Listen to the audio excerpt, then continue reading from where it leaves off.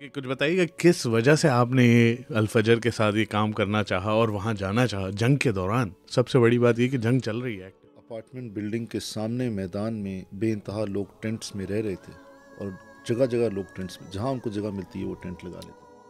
ایک دفعہ میں نے ایک لوکل ڈاکٹر سے پوچھ لیا, میں نے کہا یہ آواز سنی تم نے؟ بہت قریب سے آواز آئی تھی. تو وہ مجھے دیکھا اور بولنے لگا, کہتا ہے کہ اگر آپ کو آواز آئی اس کا مطلب ہے کہ یہ آپ کے لیے نہیں تھی. ایسا یادگار انٹریکشن جس کی وجہ سے اٹ ریئلی ٹچڈ یو کہ یار میں نے جو کیا اللہ قبول کریں اور بہت اچھا کام کیا. تو یورپین جنرل ہاسپٹل بالکل. تو یہ انفارچونیٹلی اس کیپیسٹی کا شاید آخری ہاسپٹل ہے جو وہاں پہ کھڑا. ہم سائیکولوجیکل ٹراما کو پوسٹ ٹرومیٹک سٹریس کے نام سے جانتے ہیں.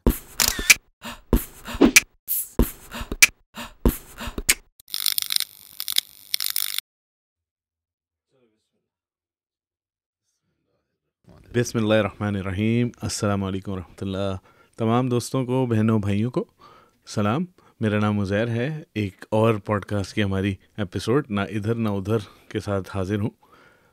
میرے ساتھ وقاص, ہمارے پوڈ کاسٹ کے کرتا دھرتا موجود ہیں, اور ایک بہت ہی خاص شخصیت جن کا نام ڈاکٹر حسیب خواجہ ہے.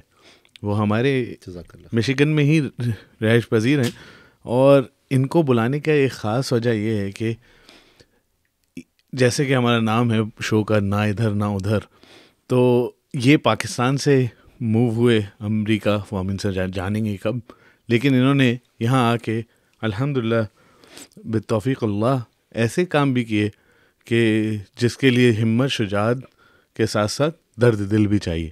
تو ہم یہ چاہتے تھے کہ اپنی زبان انہی کی زبانی ان کی ساری رویداد سنیں اور کارگزاری سنیں, اور اس کے ذریعے میرے جیسے لوگ کچھ سیکھ سکیں. میں تو غزہ کے معاملے میں جیسے آج کل جو حالات چل رہے ہیں, اللہ تعالیٰ مسلمانوں کی مدد فرمائے. ہم دعا یہ کر رہے ہیں کہ یا اللہ ہماری پکڑ نہ فرمائیے گا جو ہماری نااہلی ہے اس معاملے میں. میں اپنی بات کر رہا ہوں, تو یہی دعا کر رہے ہیں کہ یا اللہ میری پکڑ نہ فرمائیے گا کہ میں کچھ نہیں کر پا رہا. تو بڑی انسپریشن ہے. ڈاکٹر صاحب السلام علیکم. وعلیکم السلام. بہت شکریہ وقت دینے کا. جزاک اللہ خیر. اور سب سے پہلے وقاص آپ کچھ کہنا چاہیں گے؟ نہیں, جزاک اللہ خیر ڈاکٹر صاحب وقت نکالنے کے لیے. اصل میں آج میں بیہائنڈ دا سینز اس لیے ہوں کیونکہ ہمارے کیمرے کا ایک سافٹ ویئر جو ہے وہ نہیں ہے میرے پاس, تو اس لیے مجھے کیمرہ اس میں آپریٹ کرنا ہے پیچھے سے. لیکن انشاءاللہ وداؤٹ فردر ڈو انشاءاللہ ہم ٹاپک کا آغاز کریں گے اور ڈاکٹر صاحب سے سنیں گے کہ کیسا ایکسپیرینس رہا ان کا غزہ میں, اور کیا کیا کنٹریبیوشن ہم کر سکتے ہیں, اور کیا کیا موٹیویشن حوصلہ افزائی ہماری ہو سکتی ہے ڈاکٹر صاحب کے ایکسپیرینس سے انشاءاللہ. تو ڈاکٹر صاحب like Waqas without further do میں آپ سے تھوڑا سا تعارف اپنے لیے بھی چاہوں گا, کیونکہ تعارف تو مسجد کے کو مسلی کا ہے اور ہمارے ایک رسپیکٹیبل کمیونٹی ممبر کا ہے, لیکن تھوڑا سا اپنا بیک گراؤنڈ پاکستان کے تعارف کے حساب سے میرا نام حسیب خواجہ ہے. پیدائشی طور پہ پاکستان سے تعلق ہے. راول پنڈی میں پلا بڑھا. میرے والدین اب بھی وہاں پر رہتے ہیں ماشاءاللہ. اور کراچی میں میڈیکل اسکول مکمل کرنے کے بعد پھر اس طرف کی تلاش, اس طرف کے راستے پہ ہم لوگ نکلے. الحمدللہ اب یہاں پہ رہتے ہوئے تقریباً 11-12 سال ہو رہے ہیں, اور جب آئے تھے تو اس سے پہلے بھی تقریباً 5-6 سال ٹریننگ کے سلسلے میں یہاں پہ رہ کے گئے تھے. اور فلسطین کے حالات جو ہیں وہ امت مسلمہ زمانوں سے دیکھ رہی ہے. ہم دیکھ رہے ہیں کہ 1948 میں فلسطین کا مسئلہ شروع ہوا اور اس کے بعد سے بڑھتا ہی چلا جا رہا ہے. تو ہماری جنریشن میں تو ہمارے پیدا ہونے سے پہلے یہ بات شروع ہو چکی تھی. تو کچھ سال پہلے میرا تعارف ہوا اس تنظیم سے, فجر سائنٹیفک کے نام سے. ان کو جنہوں نے بنایا ہے وہ یہاں مشیگن کے رہنے والے ہیں اور ان کے پارٹنر ٹیکسس کے رہنے والے ہیں, دونوں فلسطینی ہیں. میں اگر اپنے آڈینس کو بتاؤں کہ الفجر سائنٹیفک وہ آرگنائزیشن ہے جس کے تھرو ڈاکٹر صاحب نے اپنی خدمات انجام دی ہیں, لیٹلی غزہ میں, تو اسی کے بارے میں بات کر رہے تھے. ڈاکٹر صاحب اس کے بارے میں بات کرتے ہیں انشاءاللہ. تو آپ بتا رہے تھے کہ 1948 سے یہ معاملہ جو ہے وہ مسلم امہ کے سامنے ہے اور آپ کی فکر ادھر تھی. تو کچھ جیسے کہ آپ بتا رہے تھے کہ کچھ بتائیے گا کس وجہ سے آپ نے یہ الفجر کے ساتھ یہ کام کرنا چاہا اور وہاں جانا چاہا جنگ کے دوران. سب سے بڑی بات یہ کہ جنگ چل رہی ہے ایکٹیو, اور irrespective of anything they are targeting hospitals, doctors. بالکل. تو کیا تھی وہ, واٹ واز دیٹ موٹیویشن جس کی وجہ سے آپ گئے؟ تو جب ہم موٹیویشن کا ذکر کرتے ہیں تو ہم یہ دیکھتے ہیں بطور مسلمان کے ہم دوسرے مسلمان کو اپنا بھائی سمجھتے ہیں. ہمارے بھائی بہن ہیں جن کے اوپر یہ ظلم ہو رہا ہے, جو اس مشکل وقت سے گزر رہے ہیں. بے شک. اور آپ یہ دیکھتے ہیں کہ آپ اپنے مسلمان بھائی کے لیے اور کیا کر سکتے ہیں, اور آپ اور کیا کر سکتے ہیں وہ ایک بہت ہی اوپن سٹیٹمنٹ ہے. اس کا بہت ہی وسیع جواب ہو سکتا ہے. آپ اگر کسی کے پاس کھانا نہیں ہے آپ اس کو کھانا ایک وقت کا کھلا دیتے ہیں, کسی کو آپ کپڑے لے دیتے ہیں, کسی کو نوکری میں مدد دے دیتے ہیں.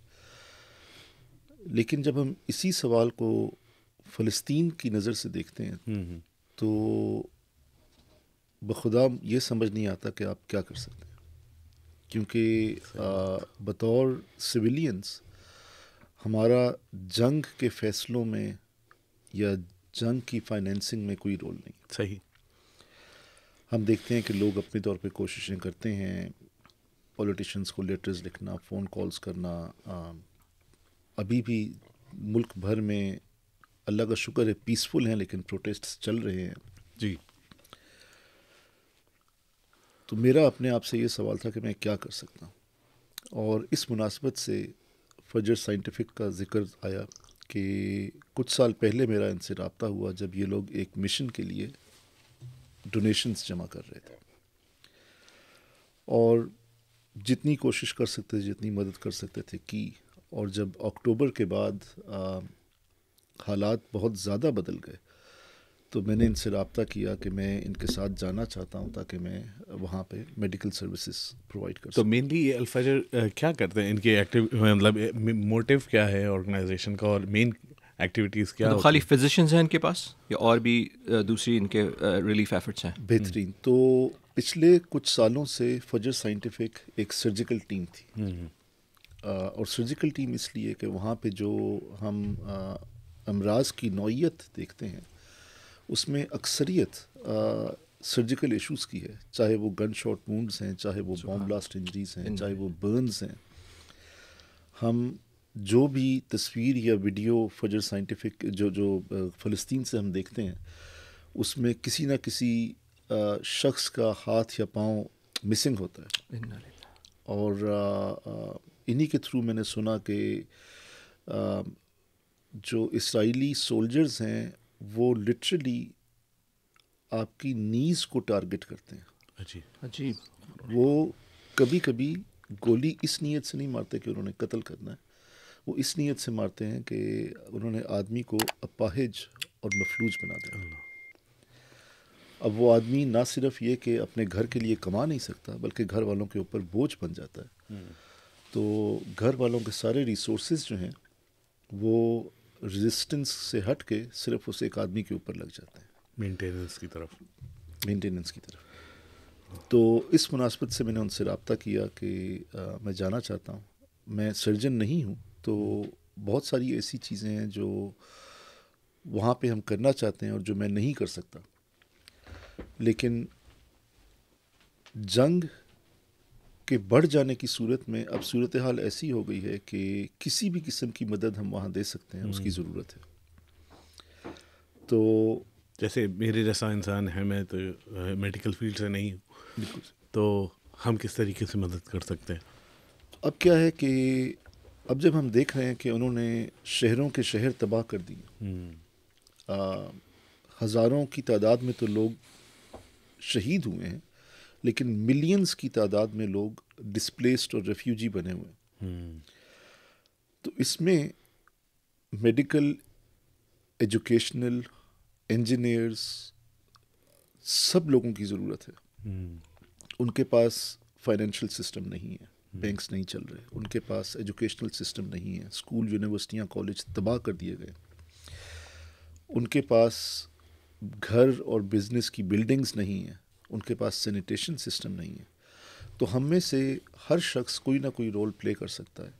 اس میں شبہ نہیں کہ کچھ لوگوں کا رول اس وقت پہ مناسب نہیں ہے. مثال کے طور پہ اس ٹائم پہ ہم ان کو فائنینشیل سسٹم میں سپورٹ نہیں دے سکتے, ہم ان کو اس ٹائم پہ انجینئرنگ سسٹم میں سپورٹ نہیں دے سکتے, کیونکہ آپ جو بھی انسٹیٹیوشن بنائیں گے, چاہے وہ کالج ہوگا یا بزنس ہوگا یا بلڈنگ ہوگی, اس کے تباہ ہونے کا خدشہ ہوگا.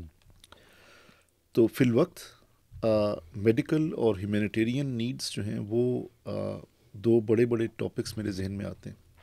میڈیکل اس لحاظ سے کہ جتنے بھی لوگ وہاں پہ موجود ہیں ان کو کسی نہ کسی علاج کی ضرورت ہے, چاہے وہ ہلکا پھلکا پیٹ خراب اور نزلہ زکام ہو, چاہے وہ سینیٹیشن کے حالات کی وجہ سے ہیپیٹائٹس کے مسائل جو بڑھتے جا رہے ہوں, یا وہ سرجیکل ایشوز ہوں جس میں حقیقتاً لوگ آتے تھے اسپتال میں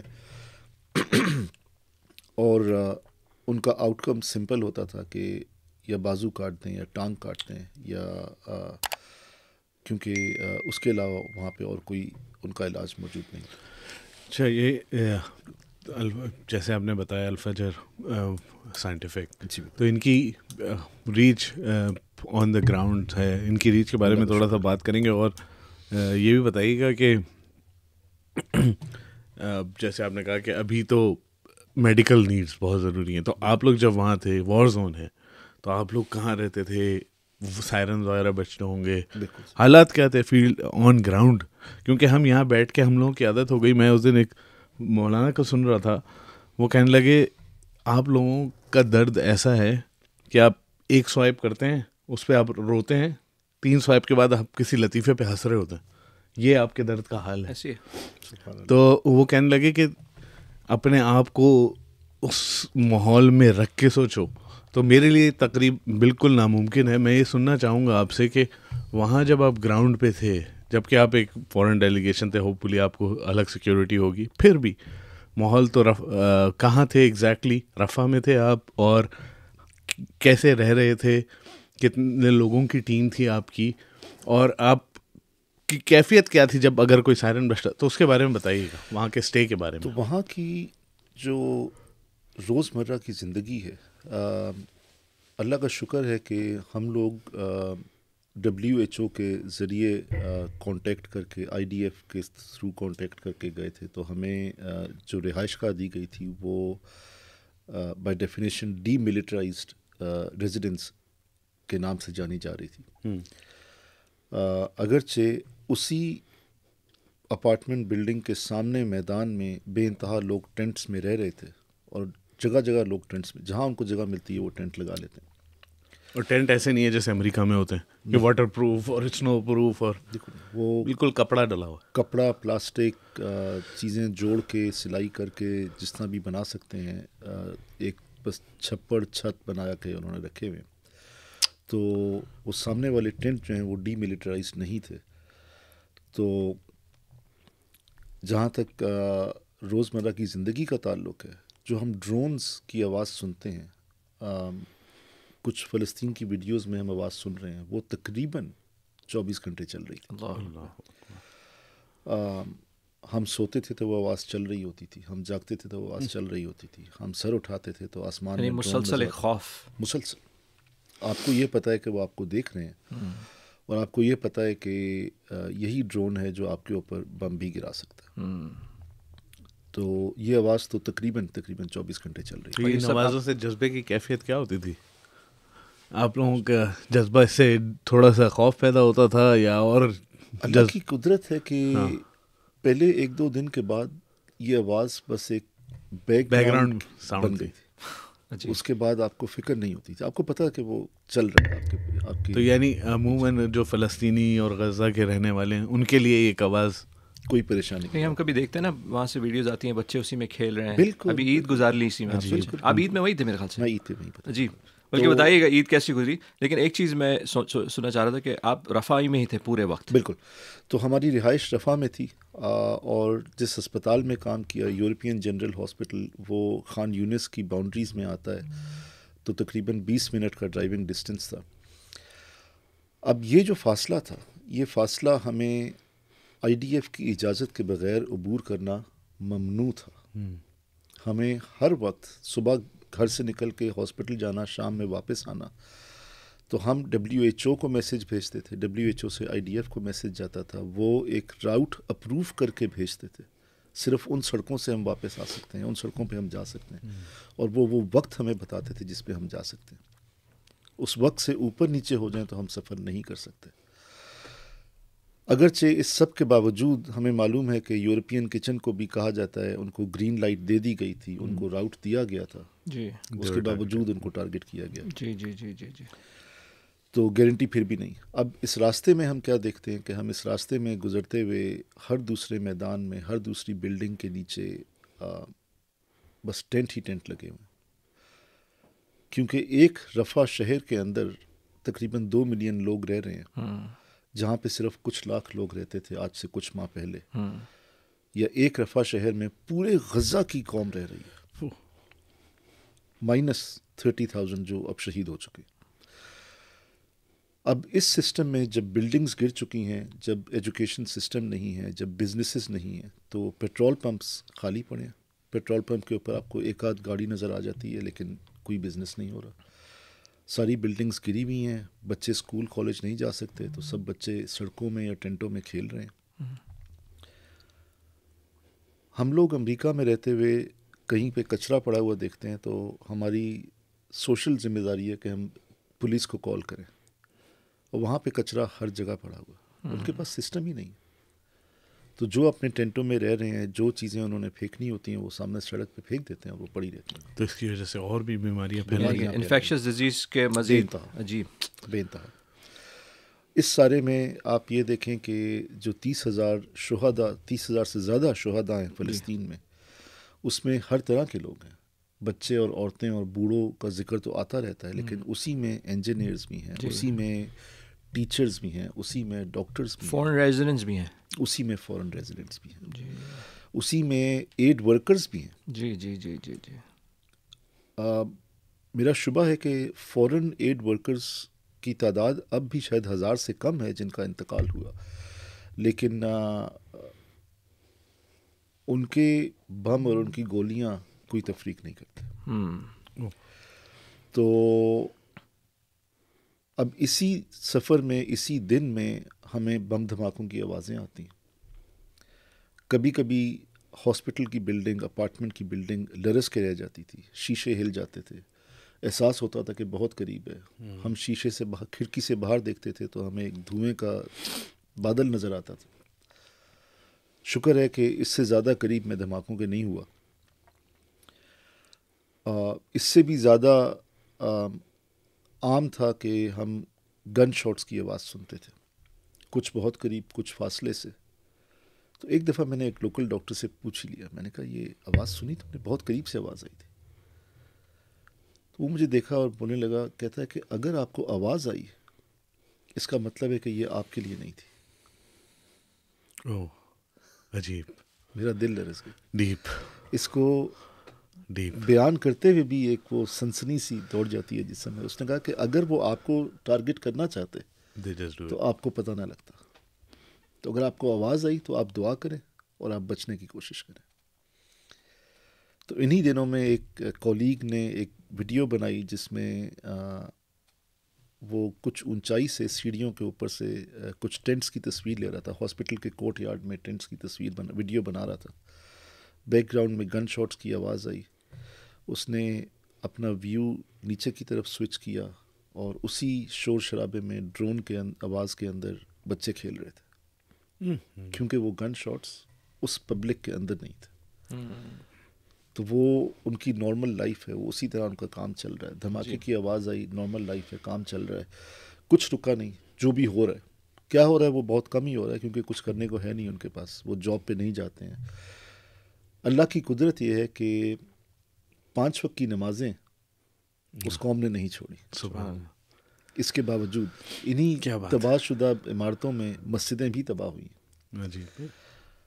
اور جس طرح اللہ کے رسول صلی اللہ علیہ وسلم نے فرمایا کہ اللہ نے یہ زمین ہمارے لیے نماز پڑھنے کے لیے بنائی ہے, وہ لوگ کہیں بھی نماز پڑھ لیں. ہاں, ہم نے وہ عید کی ویڈیوز وغیرہ دیکھی, وہ ملبے پہ نماز پڑھ رہے ہیں, صفیں بھی کنٹینیوٹی نہیں ہو پا رہی کیونکہ بیچ میں ملبہ پڑا ہے. وہ دو لوگ کر کے کھڑے ہو جاتے ہیں, لیکن نماز کرتے ہیں, نماز جماعت کے ساتھ پڑھتے ہیں, 5 وقت کی نماز پڑھتے ہیں.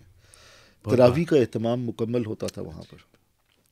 اسی طرح کسی کے پاس فون ہے, کسی کے پاس اسپیکر ہے, کسی کے پاس مائک ہے, تو وہ جماعت بڑی سے بڑی ہو جاتی ہے لیکن نماز نہیں چھوڑتی. ڈاکٹر صاحب, اس شروع میں سننے میں آیا پانی بالکل بند ہو گیا ہے, الیکٹریسٹی نہیں ہے, تو یہ چارج وغیرہ کس طرح آپ لوگ کرتے تھے, فون وغیرہ, یا فون سگنلز کا کیا طریقہ کار تھا؟ سبحان اللہ, پانی نہ ہونے کے برابر ہے, لیکن رفح میں پانی نظر آیا. ہمیں یہ بتایا گیا تھا کہ کوشش کریں کہ ہم دانت برش کرنے کے لیے اور وضو کرنے کے لیے بھی وہ پانی استعمال نہ کریں. اچھا. کیونکہ ہیپیٹائٹس لوگوں کو ہو رہا ہے, اور بطور میڈیکل ڈاکٹر کے میں نے بہت سے ہیپیٹائٹس کے مریضوں کا علاج کیا وہاں پہ. لیکن ہم اپارٹمنٹ میں رہ رہے تھے تو ہمارے پاس کم از کم پانی کی سہولت موجود تھی. صحیح.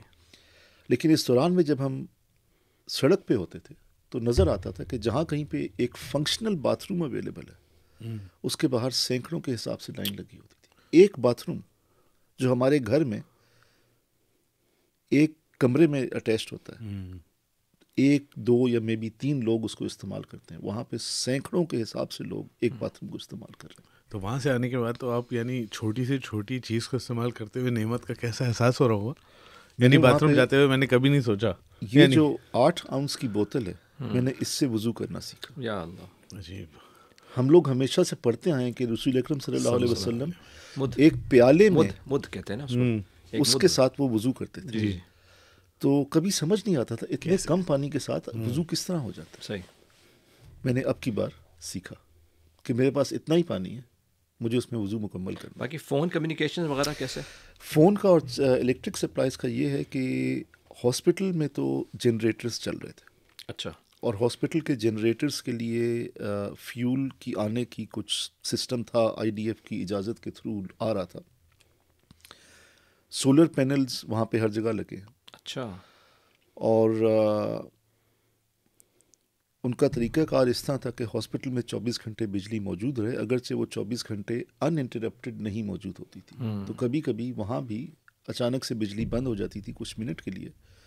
اور آپ اس میں امیجن کریں کہ آپریشن تھیٹر میں آپریشن چل رہا ہے, ایک مریض کا جسم کھلا ہوا میز پہ رکھا ہے, ان کے پاس روشنی نہیں ہے. اللہ شکر ہے یہ کچھ منٹ سے زیادہ نہیں چلتا تھا. اب اسی چیز کو چھوٹے اسکیل پہ لے آئیں تو لوگوں نے سولر پینلز لگائے ہوئے تھے جو چھوٹی چھوٹی بیٹریوں سے اٹیچڈ تھے. پیٹرول تو ہے نہیں, فیول ہے نہیں, تو گاڑیاں ویسے ہی کھڑی ہیں, بہت کم گاڑیاں چل رہی ہیں. جو پیٹرول مل رہا ہے وہ $40 سے $80 پر گیلن کے حساب سے مل رہا ہے. تو جس کے پاس فنکشنل گاڑی بھی ہے وہ افورڈ نہیں کر سکتا, تو وہ بیٹریاں لگائی ہوئی ہیں اور اس سے وہ لوگ دن بھر میں اپنی ڈیوائسز چارج کر رہے ہیں. صحیح. چاہے وہ ایمرجنسی لائٹس ہیں, چاہے وہ فونز ہیں. اسرائیلی کمیونیکیشن سروسز کے سگنلز وہاں پہ چل رہے ہیں. کچھ لوگوں کو ای سمز کی سہولت موجود ہے, وہ استعمال ہو رہی ہیں. آپ یعنی اپنا انٹرنیشنل فون یہ لے کے گئے تھے؟ میں لے کے گیا تھا. تو اتفاق ایسا کہ جو ای سم میں نے لی تھی وہ نہیں کام کر رہی تھی. اچھا. تو میں رومنگ چارجز پہ اپنا فون استعمال کر رہا تھا. کم از کم کمیونیکیشن کبھی کبھی موجود تھی. وہ رومنگ چارج سروسز تھیں وہ مسلسل اویلیبل نہیں تھی. صحیح ہے. تو اس میں یہ اطمینان ہوتا کہ گھر والوں کو رابطہ کر کے اپنی خیر خیریت بتا سکتے تھے. اچھا, یہ وہ حالات ہیں جو انٹرنیشنل ڈیلیگیٹس پریولیج ان حالات میں کہیں گے. یہ پریولیج سوسائٹی, یہ پریولیج کے حالات ہیں. بالکل. تو جب آپ کا لوکل سے انٹریکشن ہاسپٹل میں ہی ہوتا ہوگا تو یہ 2 چیزیں میرے ذہن میں آ رہی تھیں. ایک تو ان کا کوئی ایسا یادگار انٹریکشن جس کی وجہ سے اٹ ریئلی ٹچڈ یو کہ یار میں نے جو کیا اللہ قبول کریں اور بہت اچھا کام کیا. تو کوئی ایسی بات 1-2 چیزیں جو ہیں وہ جو چیزیں آپ کے ذہن میں رہ جاتی ہیں فوراً آپ کے ذہن میں آتی ہیں. ہم لوگوں کی ٹیم میں ہم لوگ کچھ کینڈیز وغیرہ بھی ساتھ لے کے گئے تھے بچوں کے لیے. تو یہ جو ریلیف ورکرز کی جیکٹس ہوتی ہیں اس میں بے انتہا جیبیں ہوتی ہیں، تو ہم لوگ جیبوں میں کینڈی بھر کے لے جاتے تھے اور بچوں کو بانٹتے تھے. تو آپ کینڈی بانٹنا شروع کریں، 2-3 بچے ہوں گے اور آپ کی جیب خالی ہونے سے پہلے ایک سمندر بچوں کا جمع ہو جائے گا، اس شدت سے کہ آپ کو ڈر لگے گا کہ جو چھوٹے بچے بیچ میں موجود ہیں وہ گر جائیں گے اور ہیومن سیمپیڈ بن جائے گی وہاں پہ. تو ہمیں ساتھ میں یہ بھی انسٹرکشن تھی کہ آپ تھوڑی سی کینڈی دیں اور فوراً وہاں سے نکلیں. اور اس کے بعد سبحان اللہ وہ بچے سارا دن آپ کے پیچھے پھرتے رہتے تھے. عجیب. وہ ان کو پہچان ہو گئی تھی فجر سائنٹیفک کے لوگوں کی، ہماری جیکٹس کی، ہماری گاڑی کی. تو آپریشن تھیٹر کے باہر بیٹھے ہوئے ہیں، میں انٹینسو کیئر میں ایمرجنسی میں کام کر رہا تھا، وہاں باہر بیٹھے ہوئے ہیں، وہ آپ کے پیچھے پھر رہے ہیں، بس ان کو کینڈی چاہیے تھی. اس کے ساتھ وہ ہنسی مذاق بات چیت. ایک بچی ہمارے پاس آتی تھی روزانہ، اس کی فیملی ساتھ والے کمرے، جس کمرے میں ہم لوگ بیٹھتے تھے، اور وہی کمرہ by the way hospital director کا آفس بھی تھا، اور وہی کمرہ رات کے وقت 10 سے 12 ڈاکٹرز کا بیڈ روم بھی تھا. ایک آفس ہاسپٹل کے اندر، ایک آفس جس میں 10 سے 12 ڈاکٹرز ہوتے تھے، اور جو ڈاکٹر رات میں کام کر رہے ہوتے تھے وہ دن کے ٹائم وہاں پہ سو رہے ہوتے تھے، جس ٹائم پہ باقی لوگ وہاں بیٹھے ہوتے. تو وہ بچی ہمارے کمرے میں آتی تھی، اس سے بات چیت کرتے تھے. سارا اس کا نام تھا، وہ قرآن پڑھ کے سناتی تھی، ماشاءاللہ. اور پھر اس کو ہم ٹافی وغیرہ دے دیا کرتے تھے. ایک یہ بات، اس حالت کے باوجود وہ بچے خوش ہیں، وہ بچے کھیل رہے ہیں، اور جس طرح ہم کہتے ہیں دے making the best of it. عجیب. اور انہی میں وہ بچے بھی ہیں جن کے ہاتھ پاؤں موجود نہیں ہیں. سبحان اللہ. ایک بچہ جس کی تصویر میں لیتے ہوئے ڈر رہا تھا، نہیں لے سکا. اس بچے کے دونوں ہاتھ اور دونوں پاؤں موجود نہیں تھے، اس کے باوجود وہ ایک بچوں کی سائیکل پہ کھیل رہا تھا. دونوں ہاتھ اور دونوں پاؤں نہیں تھے. تو اس نے اپنے بازو ہینڈل پہ رکھے ہوئے تھے اور پاؤں لٹرلی سٹکس کے طور پہ وہ ٹانگیں استعمال. کیا عمر ہوگی اس کی؟ 6-8 سال.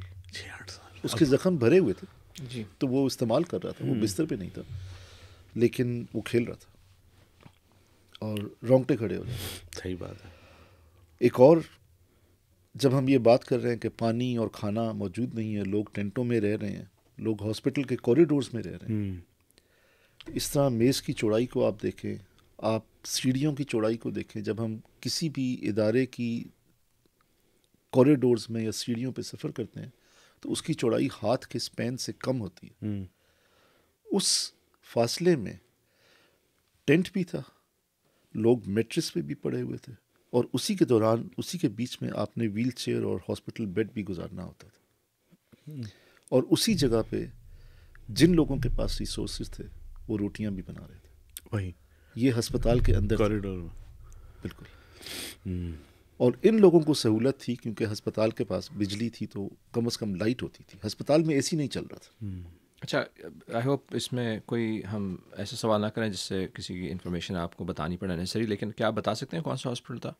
European general hospital. بالکل. اچھا. تو یہ انفارچونیٹلی اس کیپیسٹی کا شاید آخری ہاسپٹل ہے جو وہاں پہ کھڑا رہا. اچھا، ایک ملیشین ہاسپٹل بھی تھا، انڈونیشین ہاسپٹل وہاں پہ، وہ خان یونس کی طرف تھا میرے خیال سے. لیکن تو ایک ڈاکٹر کے ساتھ میں نے کام کیا جو انڈونیشین ہاسپٹل میں کام کرتا تھا، اور وہ ہاسپٹل تباہ ہو گیا تھا، اور وہ ڈاکٹر اب یہاں پہ آ کے کام کر رہا تھا. یعنی کہ اس وقت اس فیسلٹی کے سائز کا کوئی دوسرا ہاسپٹل باقی نہیں رہا؟ میرے علم میں کوئی اور ہاسپٹل اللہ نہیں اکبر. اس سائز کا. اور اس ہاسپٹل کو میں اس طرح دیکھتا ہوں کہ شاید 300 بیڈ کیپیسٹی کا ہاسپٹل ہوگا. تو 300 بیڈ کیپیسٹی کے ہاسپٹل ہم مختلف ممالک میں دیکھتے ہیں، امریکہ میں بھی دیکھتے ہیں، پاکستان میں بھی دیکھتے ہیں، اور جگہ پہ بھی ہیں. اس ہاسپٹل کو آپ اپنے ذہن میں سوچیں، آپ سوچیں اس ہاسپٹل کا پارکنگ لاٹ ہوگا، اس میں میدان ہوں گے، اس سارے کے اوپر 20,000 سے زیادہ لوگ ایک وقت پہ موجود ہیں، اور ممکن ہے کہ اس سے زیادہ ہی ہوں. تو ان میں سے جو لوگ ہاسپٹل کے کوریڈورز کے اندر ہیں ان کو تو لائٹ کی سہولت موجود تھی، لیکن جو لوگ باہر میدانوں میں ہیں ان کے پاس یہ سہولت نہیں تھی. سورج کے ساتھ ان کا اندھیرا ہو جاتا تھا. ہر ایک کے پاس ایمرجنسی لائٹ نہیں تھی، ہر ایک کے پاس چارجیبل ڈیوائسز نہیں تھی. اور کھانے کا اسی طرح جو لوگ رفح میں رہ رہے ہیں ان کے حالات ناردرن غزہ سے نسبتاً بہتر تھے، کیونکہ جو بھی ایڈز آ رہی تھیں وہ رفح سے انٹر ہوتی تھیں. رفح میں ہم نے ڈسٹریبیوشن سینٹرز دیکھے، رفح میں ہم نے کھانا بنتے ہوئے دیکھا. اگرچہ سب کو نہیں مل رہا لیکن کچھ لوگوں کو کچھ نہ کچھ مل رہا ہے. لیکن نارتھ میں جانا بہت مشکل ہے. تو بہت کم ہیلتھ کیئر ٹیمز، بہت کم ایڈ سپلائز نارتھ میں پہنچ رہی. نارتھ کی طرف ہی جا رہے تھے یہ یورپین کچن والے جب ان کی گاڑیوں پہ حملہ ہوا، اور نارتھ کی طرف سے ہی یہ سب لوگ ڈسپلیس ہو کے ساؤتھ میں آئے ہیں. کیا پاپولیشن ہوگی ابھی نارتھ میں آپ کے اندازے کے مطابق؟ جو ہم لوگ سن رہے تھے لوکل سے، ہر دوسرے لوکل کے کوئی نہ کوئی رشتہ دار اب بھی نارتھ میں موجود تھے. تو کچھ ہزاروں کی تعداد میں، کچھ ہزاروں کی تعداد میں 10 20 50 ہزار کی تعداد میں مختلف پاکٹس میں لوگ موجود ہیں، لیکن وہ دنیا سے کٹے ہوئے ہیں. ان کے پاس مینز بھی نہیں ہے، گیس نہیں ہے، کیونکہ ابھی جو سارا فوکس ہے وہ رفح پہ ہی ہے، اور ایون مین اسٹریم میڈیا بھی اسی کی بات کرتا ہے. اور تو ہمیں نہیں معلوم کہ رفح ساؤتھ سائڈ پہ بالکل کیا حالات ہیں اس وقت لوگوں کے. نارتھ سائڈ پہ بالکل. تو اس میں یہی ہے کہ ان کے پاس کمیونیکیشن نہیں ہے. جی. تو جن لوگوں کے رشتہ دار نارتھ میں رہ رہے ہیں ان کو نہیں پتا کہ ان کے رشتہ دار ابھی بھی سانس لے رہے ہیں کہ نہیں. ان کے پاس کھانے کو کھانا نہیں ہے، ان کے پاس چھت نہیں ہے، اور ان کے پاس کوئی سیکیورٹی نہیں ہے. رفح میں پھر بھی یہ ہے کہ ابھی تک رفح ریلیٹیولی سیکیور زون کے نام سے جانا جا رہا ہے. تو اسرائیل نے سب فلسطینیوں کو، سب غزہ کے مکینوں کو رفح میں سکویز ان کر دیا. اور یہ وہ جگہ ہے جہاں پہ ہم اتنے قریب سے دھماکوں کی آواز سنتے تھے کہ ہماری بلڈنگز لرز جاتی تھی. اور اس ٹائم پہ پھر ہم یہ دیکھتے تھے کہ ایڈ کیئر ورکرز کے طور پہ ہمارا کیا رول ہے. اگر شام کو 6 بجے دھماکے کی آواز آئی تو آٹومیٹکلی ہمارے سرجنز کو اور انستھیزیا ڈاکٹرز کو معلوم ہوتا تھا کہ ان کو ہسپتال میں رکنا ہے آج رات، کیونکہ اب تھوڑی دیر میں مریض آنے شروع ہو جائیں گے. تو بے شک ان کا دن اتنا بزی نہ گزرا ہو. تو یہ جو میڈیکل سپلائیز کے حوالے سے میڈیکل سپلائیز کیا کنڈیشن سچویشن ہے؟ آپ اب ہم یہ دیکھ رہے ہیں کہ ہم لوگ بہت مہینوں سے یہ سن رہے ہیں کہ جو کسی بھی قسم کی سپلائیز اور ایڈز ہیں وہ کنٹینرز بارڈر پہ روکے جا رہے ہیں، اور ان میں سے اکثریت کو اجازت نہیں مل رہی. جو نمبرز سننے میں آتے ہیں وہ 50 کنٹینرز، 50 ٹرک ایک دن کے، اس سے لے کے 200-250 ٹرک تک، اس سے زیادہ کی اجازت نہیں ہے. اب یہ کنٹینر جو ہے 52 فٹ کا کنٹینر ہوتا ہے جہاں پہ ہم روزانہ دیکھتے ہیں. تو اگر 50 یا 200 ٹرکس اندر جا بھی رہے ہیں تو وہ کتنا لے کے جا رہے ہوں گے، اور اگر وہ اندر جا بھی رہے ہیں اور نارتھ میں نہیں جا رہے ہیں تو کتنی دور تک ان کا سامان پہنچ رہا ہوگا. یہ بالکل رینڈم ہے، کسی کو نہیں پتا کس کا ٹرک کب روکا جائے گا اور کس کو اجازت دی جائے گی. لیکن سبحان اللہ، جو مدد کرنا چاہ رہے ہیں وہ بھی اپنی ہمت نہیں چھوڑ رہے، روزانہ پھر بھی کوشش کرتے ہیں. تو جو ہیومینیٹیرین ٹیمز اندر جا رہی ہیں وہ کچھ سامان اپنے ساتھ لے جا سکتی ہیں، جس طرح ہمیں ہوائی جہاز پہ 1 یا 2 سوٹ کیس لے جانے کی اجازت ہوتی ہے. لیکن یہ بھی IDF کے اپروول سے، IDF کے اپروول سے، اور وہ سامان جگہ جگہ چیک بھی ہوتا ہے. آپ نے اندر جانے کی بات کی ہیومینیٹیرین ایڈ، وہ ذرا سا پروسیس بتائیے گا. ابھی آپ پہلے بھی بات ہو رہی تھی تھوڑی سی آپ سے. تو وہ اندر جانے کا سلسلہ ایسا ہے کہ مجھے معلوم نہیں کہ لوگ نارتھ سے یا جارڈن سے کس طرح داخل ہو رہے ہیں، یا وہاں سے بارڈر ابھی بھی کھلا ہے کہ نہیں. لیکن ہم لوگوں کا کام جو ہے وہ رفح بارڈر سے رہا. تو ہم لوگ کائرو پہنچے. کائرو میں WHO کی انسٹرکشنز اور میٹنگز وغیرہ وہ ساری اٹینڈ کی، زیادہ نہیں تھیں الحمدللہ. کائرو سے تقریباً 5 سے 6 گھنٹے کا سفر ہے بائی روڈ رفح بارڈر تک. اور جو سائنائے صحرا ہے اس میں آبادی نہیں. جو 1970-72 میں جنگ ہوئی تھی مسلمان ممالک کی اسرائیل کے ساتھ، اس کے بعد سے سائنائے ڈیزرٹ میں آبادی کی اجازت نہیں ہے. تو بہت چھوٹے چھوٹے کہیں گاؤں بیچ میں نظر آتے ہیں، لیکن جو واضح طور پہ نظر آتا ہے وہ صرف ایجپشن ملٹری. اور آپ کو ہر کچھ میل کے فاصلے پہ ایک چیک پوسٹ پہ رکنا پڑتا ہے جہاں پہ دوبارہ آپ کی چیکنگ ہوتی ہے، ڈاکیومنٹس چیک ہوتے ہیں. آپ رفح بارڈر پہ پہنچتے ہیں. اب رفح بارڈر پہ دونوں سائڈس پہ اسرائیلی لوگ موجود نہیں ہیں, لیکن کیمرے اور انفارمیشن ڈلیوری اتنی اسٹرکٹ ہے کہ یہاں پہ ایک پرندہ بھی پر نہیں مار سکتا اسرائیلی حکم کے بغیر, اسرائیلی اجازت کے بغیر. پھر آپ کچھ گھنٹے وہاں پہ گزارتے ہیں, دوبارہ سے سامان کی چیکنگ, ڈاکیومنٹس کی چیکنگ. اور یہ کون کر رہا ہے؟ یہ ایجپشن فوج کر رہی ہے, ایجپشن اور فلسطینی سروسز. اچھا. تو اب آپ انتظار میں بیٹھتے ہیں جب تک آپ کو 2, 3, 4 گھنٹے اجازت نہیں ملے گی, آپ بارڈر کراس نہیں کر سکتے. اب بارڈر کراس کر کے آپ کے پاس اندھیرے سے پہلے وقت ہے کہ آپ اپنی سیف ہاؤس تک پہنچ جائیں. جو ٹیمز یہاں سے جا رہی ہیں ان میں سے اکثریت کو پرائیویٹ ریزیڈنس کی سہولت موجود نہیں ہے. اکثریت ہسپتال میں رہتے ہیں, اور ایک بار وہ ہسپتال پہنچ جاتے ہیں تو وہ بھی اسی طرح رہتے ہیں جس طرح ہسپتال میں باقی لوگ رہ رہے ہیں. کسی کے پاس ذرا وسائل ہیں ہسپتال میں تو ان کو کوئی آفس, کوئی پیشنٹ کا کمرہ مل جاتا ہے جس میں پوری فیملی رہ سکتی ہے. کسی کے پاس وسائل نہیں ہے تو وہ ٹینٹ ڈال کے کہیں بھی رہ لیتے ہیں. جو میڈیکل ٹیمز جاتی ہیں وہ ایکس رے ٹیبل پہ بھی سوتے ہیں, وہ فرش پہ چادر بچھا کے بھی سوتے ہیں. بس جاتے ہیں اپنا وقت پورا کر کے, لیکن واپس آ جاتے ہیں. جو لوگ وہاں پہ رہ رہے ہیں ان کے لیے تو یہ ختم ہی نہیں ہو رہا. وہاں کے لوکل ڈاکٹرز جو ہیں وہ وہیں رہ رہے ہیں, ہسپتال میں ہی رہ رہے ہیں, ان کا گھر ہے, ان کی فیملی وہیں رہ رہی ہے. بالکل. اوہ, اچھا, یہ بارڈر سے لے کر جب رفح بارڈر آپ نے کراس کیا اور آپ کو جہاں آپ مقیم تھے, یہ کتنا فاصلہ ہے؟ تقریباً 15 سے 20 منٹ گاڑی سے. گاڑی بالکل صحیح. تو الحمدللہ پھر سے ہمارے پاس گاڑی کی سہولت موجود تھی. ہمارے پاس فائنینشیل وسائل موجود تھے کہ ہم لوگ وہاں پہ لوکل بلیک مارکیٹ میں پیٹرول خرید رہے تھے یا ڈیزل خرید رہے تھے, لیکن پانی کی بوتلوں کے ذریعے وہ ڈیزل گاڑی میں ڈالا جا رہا تھا. اچھا. کیونکہ بجلی تو ہے ہی نہیں. جی. تو وہ 2 لیٹر کی بوتل, ایک بوتل, دوسری بوتل, تیسری بوتل, وہ گاڑی میں آپ کا پیٹرول ڈل رہا ہے, ڈیزل ڈل رہا ہے. اور انہی راستوں میں پھر ہم دیکھتے تھے غریبی عمارتیں, کوڑوں کے ڈھیر, ٹینٹس کے شہر, اور اسی سارے کے بیچ میں کھیلتے ہوئے بچے. لیکن اس دوران آپ کو کوئی ایسی ڈیڈ باڈیز وغیرہ نہیں نظر آئیں؟ اللہ کا شکر ہے نہیں, الحمدللہ. تو بارڈر سے ہمارے سیف ہاؤس تک, ہمارے سیف ہاؤس سے ہاسپٹل تک ہم نے جس طرح کہہ سکتے ہیں ایکٹیو آپریشن زون نہیں دیکھا, لیکن شاید اس کی وجہ یہ بھی تھی کہ ہم صرف اسی راستے پہ سفر کر رہے تھے جس کی ہمیں اجازت دی جاتی تھی.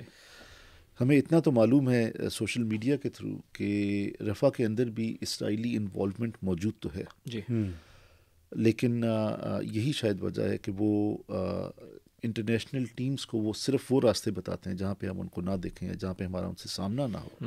اور سچی بات یہ ہے کہ دعا یہی تھی کہ ان سے سامنا نہ ہو, کیونکہ میرے ذہن میں بھی یہی امپریشن ہے کہ ایک بار آپ اسرائیلی سولجر کو دیکھیں تو اس کا مطلب ہے یا آپ مارے جائیں گے یا آپ گرفتار کیے جائیں گے, اور اس کے بعد آپ کا کوئی اور تیسرا وہاں سے چارہ کار نہیں. تو خیر الحمدللہ ہم نے ایکٹیو نہیں دیکھے, لیکن انہی ایکٹیو آپریشنز کے بعد پھر ہم لوگ وہ مریض دیکھتے تھے. اچھا, آپ جب ابھی تھے وہاں تو رمضان کے روزے آپ کے چل رہے تھے ماشاءاللہ, تو لوکل عوام جو ہے ان حالات میں اپنے رشتہ داروں میں سے ہر گھر میں کوئی نہ کوئی کھویا ہوا ہوگا, 30,000 لوگ, انسانی ہسٹری میں ایسا نہیں ملتا. تو کیا کیفیات تھی, ایمانی کیفیات کیا دیکھنے کو ملی؟ ہم جیسے ناقص لوگوں کے لیے کچھ بتائیے. 2 ہفتوں میں ہزاروں لوگوں سے ملاقات ہوئی. میں نے ایک شخص کو نہیں سنا جس نے یہ کہا ہو why me, why my family, why us. صرف ان کی زبان سے یہی سنتے تھے الحمدللہ حسبنا اللہ نعم الوکیل. تو جو ہم دیکھ رہے ہیں یوٹیوب, سوشل میڈیا پہ, سبحان اللہ, وہ شکر گزار ہیں, وہ شکر گزار ہیں. اور اسی نظر سے میں دیکھ رہا تھا کہ نمازیں نہیں چھوڑی, ابھی بھی دعا کر رہے ہیں. باجماعت تراویح کا اہتمام کیا جاتا تھا. عید کی نماز پہ ہمیں ایک آفیشیل اناؤنسمنٹ بتائی گئی کہ فلسطینی اتھارٹیز کی طرف سے کہ عید کی نماز نہیں ہوگی کیونکہ سیکیورٹی کا رسک. صحیح, سمجھ میں آتا ہے. اس کے باوجود مساجد نے اور ٹینٹوں کے شہروں میں لوگوں نے عید کی نماز پڑھائی. سبحان اللہ. اس سب کے باوجود وہ لوگ روزے پورے رکھ رہے تھے. سبحان اللہ. افطار کا پتہ نہیں, سحور کا پتہ نہیں, لیکن روزہ رکھ رہے ہیں. بڑی یونیک عید ہوئی ہوگی آپ کی. سبحان اللہ. اٹس بہت بہت امیزنگ. اور اسی خوبصورتی اور برے حالات کے توازن میں عید والے دن میں نے ایک بچے کو دیکھا. اس کی عمر 10 یا 12 سال ہوگی.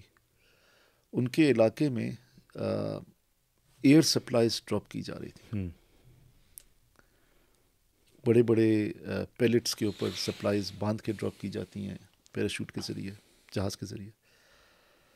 اور وہ بچہ بھاگتا ہوا گیا اس طرف, اور وہ پیلٹ اس بچے کے سر پہ گرا اور وہ ہسپتال لایا گیا. اور انٹینسو کیئر یونٹ میں آیا. سرجنس نے مریض کو دیکھا, انہوں نے کہا کہ زیادہ امکان ہے کہ ہم اس کی مدد نہیں کر سکتے. تو یعنی یہ وہ بڑا والا پیلٹ ہے جو سامان سے لدا ہوا؟ بالکل. اوف, سامان سے لدا ہوا بڑا ہوا پیلٹ جو ہم والٹ مارٹ میں اور ہوم ڈپو میں. یہ اسٹیبل سے بڑا ہوگا, یعنی اسٹیبل سے بڑا. ہاں نہیں, ہم نے دیکھا بعض لوگ اس میں شہید بھی ہوئے. بالکل. وہ پیلٹس لوگوں کے اوپر, کیونکہ وہ لوگ اتنی لاچاری کے عالم میں ہیں کہ ان کی کوشش ہوتی ہے وہ پہلے وہاں تک پہنچے. اب بچے کے ذہن میں وہ تو نہیں ہوگا, لیکن بچہ بس خوشی میں سپلائیز کے پیچھے بھاگ رہا تھا. تو سرجنس نے دیکھتے ساتھ ہی ہمیں بتا دیا کہ ہم اس کے بارے میں کچھ کر نہیں سکتے, لیکن پھر بھی ایک رسم پوری کرتے ہیں, آپ اس کا سی ٹی اسکین کر لیں. ایم آر آئی کی اویلیبلٹی وہاں پہ نہیں ہے. اچھا. صرف ایکس رے اور C T scan, ultrasound. C T scan کیا, اس کو واپس لے کے آئے.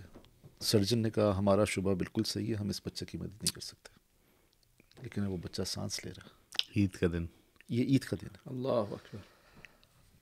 تو اس وقت میرا رول نسبتاً آسان تھا کہ میں بچے کے والد کو اور بچے کے چچا کو بتا سکا کہ بھائی حالات بہت نازک ہیں, ہم بالکل امید نہیں رکھتے, لیکن اپنی کوشش کرتے رہیں گے. اور ہم نے بھی بتا دیا, سرجن ٹیم نے بھی بتا دیا کہ ہم کچھ نہیں مدد کر سکتے. لیکن اس بچے کی عمر بس اور 3 دن تھی. اور مجھے اس 3 دن میں مختلف اوقات پہ بچے کی والدہ کو اور اسی عمر کے بھائی کو بتانا پڑا کہ یہ دوبارہ نہیں جاگے گا. اس دوران میں ہم نے یہ ڈسکشن کی. جو سرجن تھا, نیورو سرجن, اور میں دونوں امریکن ٹرین تھے, تو ہمارے لیے بہت معمولی سی بات تھی کہ اگر اس طرح کی صورتحال ہے تو آپ یہ دیکھیں کہ ہم مشین کو بند کر دیں. اب یہ بہت ہی نازک موقع آ جاتا ہے. اس میں آپ کی نیت قتل کرنے کی نہیں ہے, آپ کی نیت مرسی کلنگ کی نہیں ہے, لیکن آپ کی کوشش یہ ہے کہ آپ وہی ریسورسز ری ڈائریکٹ کریں. اور ہم اس کو ود ڈرال آف میڈیکل سروسز کے نام سے جانتے ہیں. لیکن بچے کی والدہ اس بات سے اقرار نہیں کر سکی. یہ موضوع ڈسکس ضرور ہوا, لیکن وہ والدہ اس سے اگری نہیں کر سکی. ہم علاج کرتے رہے اس کو. بس کچھ دن کی بات تھی. یہ عید تھی. سبحان اللہ. اچھا, اس پورے پروسیس میں آف کورس ایک کانسٹنٹ مینٹل ٹراما ہے. مطلب فزیکل تو ہم بات بھی نہیں کر رہے ابھی, کیونکہ وہ تو کسی وقت بھی آپ کی اموات آ سکتی ہے, آپ کسی بھی طریقے سے آپ زخمی ہو سکتے ہیں. لیکن ایک مینٹلی انسان ایگزاسٹ ہو رہا ہے ایوری ڈے. آپ ایز اے میڈیکل پروفیشنل آپ نے کیا وٹنس کیا, اور جو لوگ کام کر رہے ہیں اس حوالے سے as an aid worker, medical professionals, ان کی صحت, ان کی ویل بینگ کے کیا حالات ہیں؟ بالکل. تو ہم سائیکولوجیکل ٹراما کو پوسٹ ٹرومیٹک سٹریس کے نام سے جانتے ہیں. صحیح. اور جانے سے پہلے میں یہ سوچ رہا تھا کہ میری نظر میں تو اس سفر کا اینڈ موجود ہے. 10 دن 12 دن, اور وہ بھی جو 2 ہفتے کا ہمارا ٹرپ تھا وہ 2 دن چھوٹا اس طرح ہو گیا تھا کہ ہم لوگ کائرو پہنچے اور 2 دن تک ہمیں آئی ڈی ایف سے اجازت نہیں ملی جانے کی. تو ہمارے 2 دن کائرو میں اضافی لگے اور غزہ میں کم ہو گئے, یا رفح میں کم ہو گئے. لیکن میں ایک اینڈ دیکھ رہا تھا کہ جس کے بعد میں سوچوں گا کہ مجھے پوسٹ ٹرومیٹک سٹریس ہوگا کہ نہیں ہوگا. اور اس ٹائم پہ میں یہ سوچ رہا تھا کہ یہ لوگ جو وہاں پہ رہ رہے ہیں ان کا تو اینڈ ہی نہیں ہے. وہ تو پوسٹ والی سٹیج میں پہنچ ہی نہیں رہے. پرپیچول ہے. پرپیچول, ان کے لیے مسلسل چل رہا ہے. جی. تو اب ایسے میں کیسے گلا کر سکتا ہوں؟ ہم لوگ بلا شبہ یہاں پہ ویسٹرن ورلڈ میں یا ڈیولپڈ ورلڈ میں یا فلسطین سے باہر ہم لوگ پوسٹ ٹرومیٹک سٹریس کو بہت زیادہ دیکھتے ہیں. ڈائگنوز بھی ہوتا ہے, اس کا علاج بھی ہوتا ہے, طریقے بھی ہیں, لیکن وہ تو اس سٹیج تک پہنچ ہی نہیں رہے کہ ان کو اس کا علاج کیا جائے. تو اسی مناسبت سے جب ہم لوگ دوائیں لے کے گئے تو ڈپریشن کی دوائیں میرے ساتھ نہ ہونے کے برابر تھی. ہمیں لوگوں نے بتایا کہ لے کے آئیں, لیکن میرا فوکس زیادہ تھا بلڈ پریشر کی دواؤں پہ, شوگر کی دواؤں پہ. میرا فوکس تھا اینٹی بائیوٹکس کے اوپر, انٹینسو کیئر کی دواؤں پہ. اور جب مجھے یہ فیصلہ کرنا تھا کہ میں کتنے سوٹ کیسوں کے اندر کتنی دوائیں بھر سکتا ہوں, اس لسٹ میں اینٹی ڈپریسنٹس میری لسٹ پہ موجود ہی نہیں تھے, جو ایک عام میڈیکل سسٹم میں روزمرہ کا حصہ ہیں, لیکن ابھی اس کی اہمیت نہیں تھی. لوگوں کو ضرورت ہے, بالکل لوگوں کو. تو اللہ کا شکر یہ اس مناسبت سے میں یہ سمجھتا ہوں کہ اللہ تعالیٰ نے بہت ہماری مدد کی. میں اپنے آپ کو PTSD کے طور پہ محسوس نہیں کر رہا. الحمدللہ اللہ نے یہ خواہش دل میں چھوڑ دی کہ میں کتنی جلدی اور کب دوبارہ واپس جا سکتا ہوں ان کے ساتھ کام کرنے, اس دعا کے ساتھ کہ یہ جلد ختم ہو اور ان کے حالات بہتری کی طرف چلنے شروع. اچھا, جو لوکل آپ سے انٹریکشن ہوا ہوگا بعض ڈاکٹرز وغیرہ کا, تو ان کی ویل بینگ وغیرہ کیسے وہ لوگ مینیج کر رہے ہیں؟ کیونکہ یہ تو وہ لوگ ہیں جو صرف پیشنٹ سے انٹریکٹ نہیں کر رہے, بلکہ ان کے تو اپنے فیملی ممبرز لوز ہو رہے ہیں ایوری ڈے. مطلب یہ سب لوگ وہاں پہ حقیقتاً ایک کشتی کے سوار ہو گئے کہ انہی ٹینٹوں میں ایک ریفیوجی بھی ہے, انہی ٹینٹوں میں ایک نرس بھی ہے, انہی ٹینٹوں میں ڈاکٹر بھی ہے, ان کی فیملیز بھی ہیں, ان کے بچے بھی ہیں. ایک ڈاکٹر اپنی بیٹی کو لے کے آیا, اس کی بیٹی کو میں نے 1 نہیں بلکہ 3 ٹافیاں دے دی. اس نے منع کیا, نہیں زیادہ نہیں لو. یہ وہ ہیں جن کے ٹینٹ میں شاید کھانا موجود نہیں ہے, لیکن اس نے منع کیا زیادہ نہیں لو. تو میں نے ضد کر کے اس کی بیٹی کو عام لوگوں کے مقابلے میں ذرا زیادہ ٹافیاں دے دی. انہی میں وہ ڈاکٹر بھی ہیں جو اس ہسپتال میں امپلائڈ تھے, اور انہی میں وہ ڈاکٹر بھی ہیں جن کے اپنے ہسپتال تباہ ہو چکے ہیں, اب وہ یہاں پہ آ گئے اور وہ بغیر تنخواہ کے کام کر رہے ہیں. جن کو تنخواہ مل رہی ہے ان کو مہینوں میں 1 آدھ بار کہیں 10% کے قریب تنخواہ ملتی ہوگی. وہ کریں گے کیا اس سے, بیچارے کہاں کوئی خرید لیں. اور جو تنخواہ مل رہی ہے ان میں آدھے سے زیادہ لوگوں کی تنخواہ آٹومیٹکلی بینک میں جا رہی ہے, اور بینک کام نہیں کر رہا, تو وہ تنخواہ ان کے لیے اویلیبل بھی نہیں. تو وہ سب لوگ انہی ریفیوجیز کے ساتھ شمار ہو رہے ہیں جن کے پاس کھانے کا کھانا اور پینے کا پانی نہیں. ہاں, یہ میں سوچ رہا تھا یہ بات کہ ڈاکٹروں کے جو نرسز کام کر رہے ہیں اپنے رشتے دار کھو رہے ہیں. تو اچھا, یعنی لیکن جو بہادری ہے فلسطینی قوم کی وہ یہ ہے کہ اس کے باوجود وہ کام کر رہے ہیں. وہاں پہ اسٹاف 24 گھنٹے کی شفٹس کر رہے ہیں. کچھ ڈپارٹمنٹس میں 24 گھنٹے 3 دن کے بعد ریپیٹ ہوتے ہیں, کچھ ڈپارٹمنٹس میں 4 دن کے بعد. انحصار اس بات پہ کہ ان کے پاس کتنی مین پاور موجود ہے. اس سے فرق نہیں پڑتا کہ وہ کون ہیں اور کہاں سے آئے, کیونکہ جو لوکل ہاسپٹل کے تھے ان میں سے کافی لوگ جا چکے ہیں یا شہید ہو چکے ہیں. ان کی جگہ پہ باہر سے لوگ آ گئے, لیکن کام چل رہا ہے, کام نہیں رک رہا ہے, اسی طرح کام چل رہا ہے. ایک بڑا ڈرتے ہوئے سوال پوچھ رہا ہوں کہ آپ کے فلسطینیوں کے انٹریکشن میں وہاں پہ غزہ میں کوئی مسلم امہ سے شکایت جو آپ کے سننے میں آئی ہو؟ کیونکہ ہم تو جیسے ایسے بیٹھے, مطلب کیا کہیں, آپ کو پتہ ہی ہے حالات مسلم امہ کی. یہ سوال میں نے ایک ڈاکٹر سے کیا تھا, اور یہ واحد وقت تھا جب مسلم امہ ذکر میں آئی تھی. نہیں تو وہ لوگ اپنا کام کر رہے ہیں, وہ لوگ دعا کر رہے ہیں کہ ختم ہو جائے, وہ لوگ دعا کر رہے ہیں کہ اللہ ان کے لیے آسانی کرے, وہ لوگ دعا کر رہے ہیں کہ حالات بہتر ہو جائیں, وہ گلہ نہیں کر رہے. یہ تھا, میں نے ڈاکٹر سے یہی سوال کیا کہ مسلم ممالک کیا کر رہے ہیں. اس کے پاس کوئی جواب نہیں تھا, وہ خاموش تھا. تو کیا کہے, ان کی امیدیں اسی ذات سے ہیں, صرف اللہ سے. کیا بات ہے, صرف اللہ سے. یعنی بہت ہی الگ لیول کا ایمان دیکھ کر آ رہے ہیں. ایسے لیول کا جہاں پہ شبہ ہوتا ہے کہ ہم اپنے آپ کو کس منہ سے مسلمان کہتے ہیں. جی میں جب ڈونیشنز کا ہم ذکر کرتے ہیں, ہم ذکر کرتے ہیں کہ ہم کس طرح سپورٹ کریں, ہم ذکر کرتے ہیں کہ کچھ لوگ جا سکتے ہیں, کچھ لوگ نہیں جا سکتے, کچھ لوگ جا کے کیا کام کریں گے. آج ایک ڈاکٹر سے بات ہو رہی تھی, کہتا ہے کہ میری فیلڈ ایسی ہے کہ میں اگر چلا بھی جاؤں تو مجھے بتاؤ میں کیا کروں گا.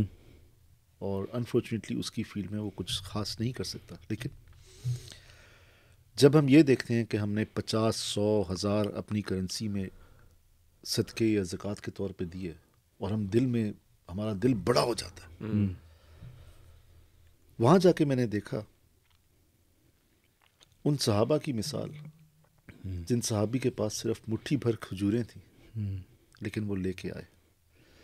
عمر رضی اللہ عنہ کی مثال, جنہوں نے اپنی آدھی دولت لا کے دے دی, جو ابو بکر کی دولت سے زیادہ تھی, لیکن ابو بکر رضی اللہ عنہ کو فوقیت کس بات پہ تھی؟ وہ صرف اللہ اور اس کے رسول صلی اللہ علیہ وسلم کا نام گھر پہ چھوڑ کے.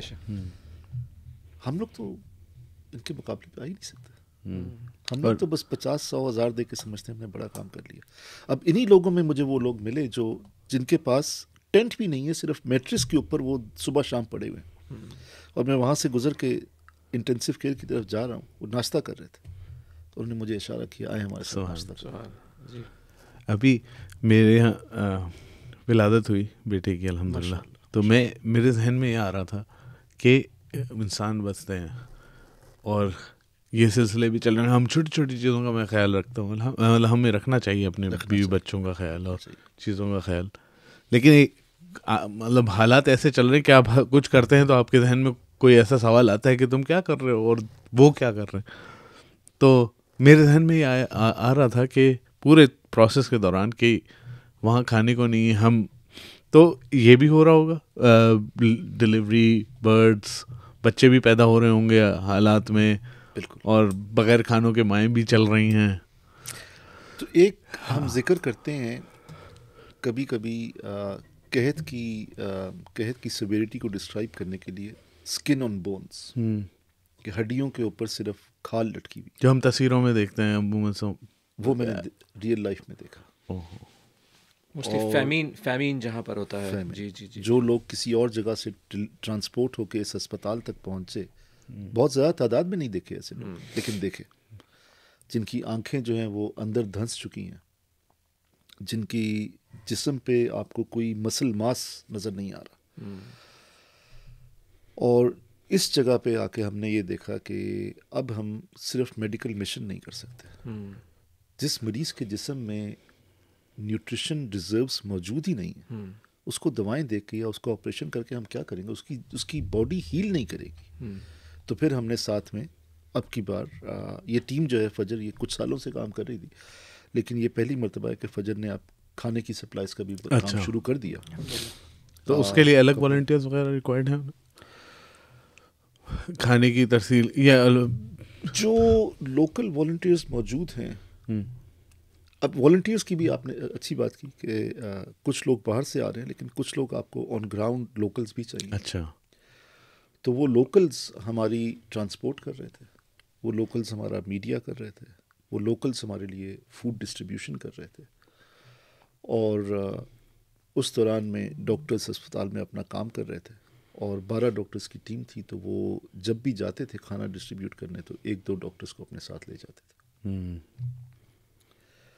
لیکن اور انہی والنٹیئرز میں ڈاکٹرز بھی موجود ہیں یا میڈیکل اسٹوڈنٹس موجود ہیں جن کے پاس کام کرنے کے لیے کوئی جگہ نہیں ہے. تو وہ جس طرح بھی وہ اپنی قوم کی خدمت کر سکتے ہیں وہ کر رہے ہیں. ڈاکٹر صاحب, آف کورس بہت سارا یہ ٹاپک ایسا ہے کہ مطلب اس میں جتنا ہم امرس ہوں گے اتنا ہی بہت ساری چیزیں مزید نکلیں گی, اور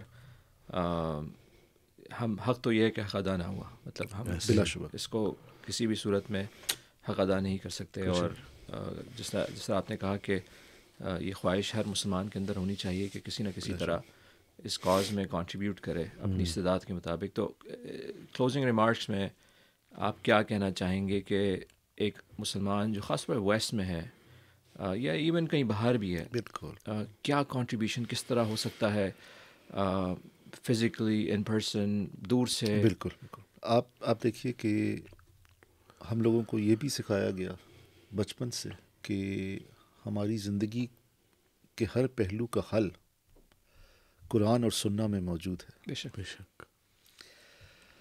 مختلف آیات میں اللہ نے ہمیں یہ بتایا ہے کہ یہ مال اور دولت اور اولاد صرف عارضی چیزیں ہیں, اور ہم لوگ اس کو سمجھ ہی نہیں سکتے, لیکن وہ لوگ فلسطینی لوگ اس میں رہ رہے ہیں. اسی طرح رسول اکرم صلی اللہ علیہ وسلم نے فرمایا کہ جب آپ کسی چیز کو غلط سمجھیں تو آپ 3 طرح سے اس کے اوپر عمل کر سکتے ہیں, اس کو اپنے ہاتھ سے روکیں.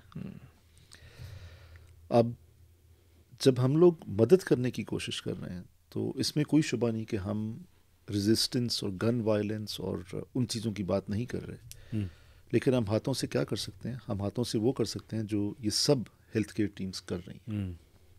یہاں تک کہ پاکستان سے الخدمت والوں کے بارے میں سنا کہ ان کو ہیلتھ کیئر ورکرز لانے کی اجازت نہیں تھی, لیکن وہ کسی نہ کسی طرح اپنی سپلائز اندر لے آئے. جو بھی کر سکتے ہیں آپ کر رہے ہیں. پاکستان سے بہت لوگ جانے کی کوشش کر رہے ہیں. خیر, آپ اپنے ہاتھ سے صحیح کریں. آپ اگر اپنے ہاتھ سے نہیں کر سکتے, آپ اپنی زبان سے کریں, اور وہ ہم دنیا بھر میں کہیں بھی بیٹھ کے کر سکتے ہیں. صحیح بات. پولیٹیشنس کو خط لکھنا, پولیٹیشنس کو فون کال کرنا, پروٹیسٹ ڈیفینیٹلی پیسفل پروٹیسٹ, پرامن پروٹیسٹ کرنا, یہ سب چیزیں ہم لوگ کر سکتے ہیں. لیکن آپ اللہ کی قدرت دیکھیں, جب ہم پروٹیسٹ کرنا چاہتے ہیں تو اس وقت ہمارے ذہن میں کیا خیال آتا ہے کہ اگر میری تصویر اخبار میں آ گئی یا میری فیس بک پوسٹ میرے امپلائر نے دیکھ لی تو میری نوکری چلی جائے گی. صحیح بات ہے. ہمارے اندر اتنا خوف ہے دنیاوی چیزوں کے لیے کہ ہم ان کے بارے میں ان کا ذکر پبلکلی کرتے ہوئے ہم گھبراتے ہیں. صحیح بات ہے. ہم بہت کچھ کر سکتے ہیں. اور تیسرے نمبر پہ رسول اکرم صلی اللہ علیہ وسلم نے فرمایا اگر آپ وہ بھی نہیں کر سکتے تو اپنے دل میں برا جانیں, اور یہ ایمان کا سب سے کم درجہ ہے. تو ہم میں سے کچھ لوگ ہیں جن کے وسائل, جن کی کوالیفیکیشنز, جن کے حالات ان کو اجازت نہیں دیتے کہ وہ پرسنلی جا سکیں, وہ پیسے خرچ کر سکیں, وہ دعا تو کر سکتے ہیں. بے شک بے شک. اور دعا کرنے کے بارے میں ہمیں حدیث میں یہ بتایا گیا کہ دعا کے صرف 3 آؤٹ کمز ہیں. یا آپ کو وہ ملے گا جو آپ نے مانگ لیا, بے شک, یا آپ کو اس سے بہتر ملے گا بے شک, جو آپ کے علم میں نہیں تھا, یا آپ کو روز آخرت اس کا اجر ملے گا. بے شک. تو جب ان چیزوں کو ہم دیکھتے ہیں تو یہ سوال میرے ذہن میں بھی آتا ہے کہ ہم کیا کر سکتے ہیں, اور اس سے زیادہ میں کیا کر سکتا ہوں. یہ بالکل وقت نہیں ہے کہ میں بیٹھ کے یہ ڈسکشن کروں کہ کسی مسلم حکومت نے کیا کیا یا کسی غیر مسلم حکومت نے کیا کیا. جب میں ہی اتنا نہیں کر رہا, کیا بات تو میں کسی اور پہ کیا انگلی اٹھاؤں. بالکل صحیح بات ہے. بالکل صحیح. تو اللہ تعالیٰ کا شکر ہے کہ ہم اب بھی بہت کر سکتے ہیں. ضرورت اس چیز کی ہے کہ ہم اپنی بہترین کوشش کرتے رہیں. ہم اپنے دل سے یہ خوف نکالیں, حب الدنیا, دنیا کا پیار ہم اپنے دل سے نکالیں. اگر میری جاب آج چلی جائے گی تو میرا رازق کون ہے؟ اللہ ہے. یہ امپلائر نہیں ہے, یہ ملک نہیں ہے. یہ ساری باتوں کا ایک لب لبابہ آپ نے بتایا کہ اس وقت پورے اس مسئلے کا جو ایک کور ریزن ہے وہ حب دنیا ہی ہے. تو ہم میں سے ہر انسان, اور یہ تو آپ سب کی پیشن گوئیاں اور آپ سب کی احادیث کے اندر ہم نے دیکھا بار بار کہ ہمارے اندر جب یہ وہن کی بیماری پیدا ہو جائے گی اور یہ مسائل ہمارے اندر ہوں گے. اور یہ بہت ضروری, آپ نے ایک بات جو کہی, خاص طور پہ ایز این امیگرینٹ ہمارے اندر یہ سوچ زیادہ آتی ہے, کیونکہ ہم جب ایز این امیگرینٹ امریکہ آتے ہیں یا ویسٹرن کنٹریز میں رہتے ہیں تو ہمیں اس بات کا ڈر رہتا ہے. ایون تو ہم ڈیپ ڈاؤن ڈسٹرب ہوتے ہیں یہ چیزیں دیکھ کے, امیجز اور ویڈیوز دیکھ کے اور نیوز سن کے, لیکن ہمارے اندر یہ ہوتا ہے کہ یار میری جاب چلی جائے گی, ویزا اسٹیٹس میرا افیکٹ نہ ہو جائے. تو بہت ضروری ہے جس طرح آپ نے کہا کہ اللہ کی ذات کو سامنے رکھ کے اللہ کی ذات اس کاز کو, آف کورس اس میں ہم کوئی ایسا کہہ لیں ان سول یا جو لا آف لینڈ ہے اس کے اگینسٹ جا کے کوئی کام نہ کریں. لیکن ہم جہاں رہتے ہیں اللہ نے ہمیں بڑے مواقع دیے ہیں الحمدللہ, اور خاص طور پہ آج کل آپ دیکھیں یونیورسٹیز میں جو بچے کر رہے ہیں اپنی جو پریولیجز یوز کر رہے ہیں اب وائس کو ریز کرنے میں, ہم کیوں نہیں کر سکتے؟ تو ایز این امیگرینٹ بالکل آپ نے صحیح کہا کہ یہ ہمارے ذہن میں آتی ہے بات. بالکل. ابھی کسی نے لکھا بھی تھا, یہ پاکستان سے میں ایک میسج کسی نے بھیجا تھا, یہاں کی یونیورسٹیز کا ہم تو روز ہی دیکھ رہے ہیں, ہمارے سے 20 منٹ دور کیمپنگ ہو رہی ہے باقاعدہ یونیورسٹی آف مشیگن میں. تو کسی نے لکھا کہ اللہ تعالیٰ جس سے چاہیں کام لے لیتے ہیں. بالکل. اور یہ دیکھیں آپ کون لوگ بیٹھے ہیں, غیر مسلم بیٹھے, ہاں جی غیر مسلم بیٹھے ہوئے ہیں, غیر مسلم ریلیز کر رہے ہیں دنیا بھر میں. جی میں اللہ کا شکر گزار ہوں کہ جب میں نے اپنے آفس میں یہ بتایا کہ میں نے والنٹیئر کیا ہے, تو ظاہر ہے انہوں نے مجھ سے پوچھا کہ میں کیا کام کروں گا, کس طرح جاؤں گا, کیا ہوگا, لیکن انہوں نے مجھے روکا نہیں. اور اللہ تعالیٰ کا شکر گزار ہوں کہ اس وقت تک میں اتنا کانفیڈنٹ ہو چکا تھا کہ میری ذمہ داری ہے کہ میں ان کو بتاؤں میں کیا کر رہا ہوں. وہ میرے امپلائر ہیں, میرا ٹائم آف جو ہے وہ ان کی اجازت سے آنا ہے. لیکن اگر وہ ہچکچاہٹ کا اظہار کرتے ہیں تو میں ان کو کہہ سکتا ہوں کہ بھائی آپ اپنے آپ کو پولیٹیکلی سیف رکھیں, میں جاب چھوڑ دوں گا. کیونکہ میری روٹی جو ہے, میری روزی جو ہے وہ اللہ کی طرف سے آتی ہے. اللہ نے ہمیں بنایا, وہی خدا, وہی اللہ جو فلسطینیوں کے پیٹ بھر رہا ہے آج, بے شک اسی نے میرا پیٹ بھی بھرنا ہے. بے شک. تو مجھے اس بات کا ڈر نہیں ہونا چاہیے کہ میں جب تک کہ میں لا ابائڈنگ طریقے سے کام کرتا رہوں, مجھے اپنا پورا زور لگانا چاہیے. اللہ تعالیٰ ہم سب کو توفیق عطا کرے انشاءاللہ, نیکی کی بات کرنے کی, پھیلانے کی, اور درد دل پیدا کرنے کی, دعاؤں کی. اور جو جیسے آپ نے کہا رسول اللہ صلی اللہ علیہ وسلم کی حدیث کے بہت خوبصورتی سے آپ نے ہم سب کو بتایا, تو اللہ ہمیں کسی نہ کسی درجے میں کوشش کرنی چاہیے, اور ہر درجے میں کر سکے تو اللہ توفیق دے. آپ سے بھی خصوصی دعا کی درخواست ہے میرے لیے, میرے گھر والوں. جی ڈاکٹر صاحب بہت شکریہ, جزاکم اللہ خیر. اور ہوپ فلی آپ کو آئندہ بھی ہم تکلیف دیں گے کسی نہ کسی حوالے سے, لیکن یہ ہے کہ یہ ٹاپک بڑا اہم تھا, اور آپ کا experience as a Pakistani immigrant, آپ خود اس کنٹری میں آئے اور آپ نے اتنی بڑی ہمت لی, اتنا بڑا اسٹیپ لیا, تو میرے لیے تو بڑی حوصلہ افزائی ہے یہ, اور امید ہے کہ بہت سارے لوگوں کے لیے ہوگی. آپ سے ایک ریکویسٹ جانے سے پہلے کہ اگر آپ نے کوئی امیجز وغیرہ لیے ہوں, اپنا پرسنل ایکسپیرینس جو آپ نے کیپچر کیا ہو, تو آپ شیئر ضرور کیجیے گا کہ ہم اس پوڈ کاسٹ کا حصہ اس میں بنائیں اگر آسانی ہو. اور باقی یہ ہے کہ وہ ویب سائٹ جس بھی میں لنک میں ڈسکرپشن میں ڈال دوں گا, جو سائنٹیفک فجر کے ساتھ آپ جو گئے, تاکہ جو سننے والے ہیں وہ بھی کنٹریبیوٹ کر سکیں انشاءاللہ. جزاک اللہ, جزاکم اللہ خیر, بہت شکریہ. السلام علیکم. السلام ورحمۃ اللہ وبرکاتہ. Thank you. خاص بہت شکریہ یار, پتہ ہی نہیں چلا آپ کی باتوں میں وقت کا.